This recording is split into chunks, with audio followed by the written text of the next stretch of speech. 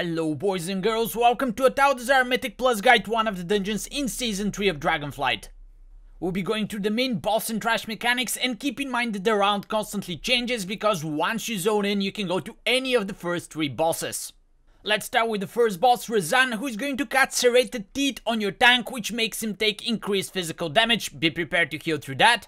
And then he occasionally casts Terrifying Visage, which is an AoE fear. In order to avoid that, you have to hide either behind the walls around the room or under the stairs that you use to come into the arena. His last mechanic is called Pursuit. He will target somebody and after 3 seconds he starts chasing them for 12 seconds. If he catches you and you don't have an immune, you're pretty much dead because it does a lot of damage. So make sure to run away and keep in mind that his hitbox is very large, so you have to keep a lot of distance between you and the boss. You also want to run in the water around the edges of the room, because if you run through the middle on top of one of the purple piles, you're going to summon an ad. If the boss walks on top of the purple piles, it also summons an ad, so unless you want to pad, keep your distance from the piles as well.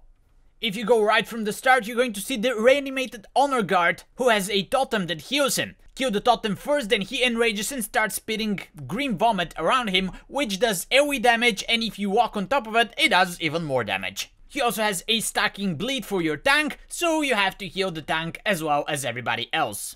In the next few packs you'll find witch doctors which cast Venom Blast. Make sure to interrupt that because it hurts particularly more on fortified weeks. So keep interrupting them as they'll keep casting it, but definitely save an interrupt for the unstable hex. If that goes off, it not only sheeps the target, but it also puts a circle around them that spreads the hex and also sheeps your teammates. So unless you're interested into creating a flock of sheep, definitely save an interrupt for this one.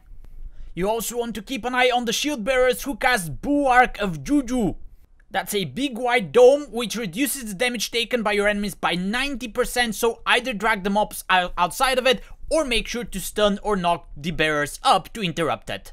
And last but not least, keep in mind that this area features several invisible mobs. If they hit you first, they will stun you, so make sure you don't rush in front of your tank. Volkau is a boss that has 3 totems around him. While the totems are alive, you cannot kill the boss because they heal him for a lot. The trick here is to kill all the totems at the same time, because if you slow down on some of them, they'll go back to full health and you have to kill them again. While you kill the totems, the boss is jumping around with players, so make sure to dodge the big green circles. And he will stop doing that as soon as you kill all the totems and you go into phase 2.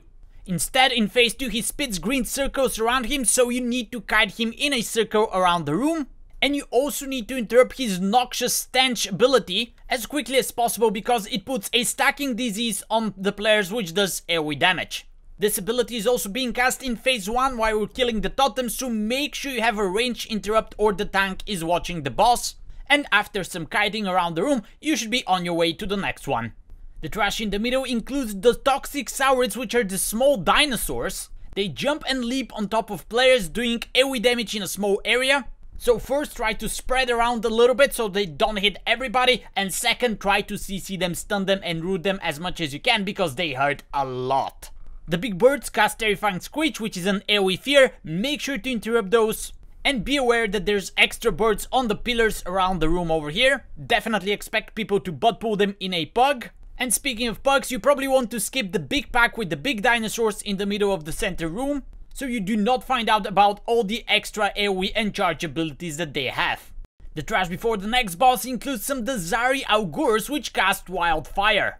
Interrupt those because they're a single target hit that also leaves a dot on the person that got hit. They also have another ability which is even more important to interrupt, Fiery Enchant. It empowers nearby juggernauts to do heavy AoE damage, so you definitely want to either stun or interrupt it. The pack also has a priestess which casts Transfusion. Either stun that, or if you're targeted, make sure to walk into one of the red pools. More for that later. And lastly, the juggernauts that I mentioned have an ability called Fanatic Rage. After a short interruptible cast, they not only enhance their damage, but they also spawn a lot of fiery pools on the ground that will one-shot you if you stay in sight. They will also charge into an area using their Merciless Assault ability, doing heavy AoE damage in 8-yard circles, so make sure to stay out of that or stunned or knock them back. If you survive all of that, Priestess Alunza is the next boss. She's going to cast Gilded Claws, which increases his physical damage done, and since this is not interruptible, either heal the tank through it or purge the buff from her. Molten Gold is also uninterruptible and it leaves a huge dot on a player, however this one is magic so your healer can simply dispel it. At 100% energy the boss is going to cast Transfusion. At this point every player needs to run in one of the red puddles around the room, which is going to put a dot on you but also damage the boss once the channel starts. If you do not run in one of the red puddles, the boss is not only going to damage you but also heal herself, which of course you want to prevent. Periodically she's going to spawn adds on the altar behind her. You would want to CC them, slow them down and cleave them down as they're trying to drink the red pools that she spawns around the room, so if transfusions happens and there's no red pools, you simply heal. And at all times you need to dodge the golden orbs that grow around the room. Rinse and repeat until the boss is dead and then you're on your way to the last one. Make sure to dodge all the spiders on the stairs on the way to the last boss because on hierarchies they one-shot you. And you don't want to embarrass yourself in front of your teammates. And if you make it through the stairs boss, you're going to fight a spider called Yasma. Interrupt racking pain, which does a lot of damage to your tank. And be prepared to heal through Skewer, which is another tank buster, this time uninterruptible. At 100 energy the boss casts Soul Rend, which affects everybody but the tank. At this point everybody needs to run away from the boss and stack, as in 5 seconds you take heavy AoE damage and you summon a Soul Remnant which starts walking towards the boss. You want to CC, slow down and kill all 4 souls before they reach the boss, because if they do, everybody gets a stacking dot which will most certainly kill you on a higher keys. The boss will also summon small spiders around the room which at some point activate and start walking towards the players. If you get hit, you take a lot of damage and you leave a big puddle on the ground that also damages everybody staying inside. So the strategy here is to kite the boss in a circle around the room, trying to group the spiders and making them easier to dodge. Keep iterating without letting any souls reach the boss and you'll be finishing your Atal'Dazar with absolutely no problems at all. If you want to see the rest of the dungeon guides, you can check my channel on YouTube and let me know if you have any questions, feedback or comments.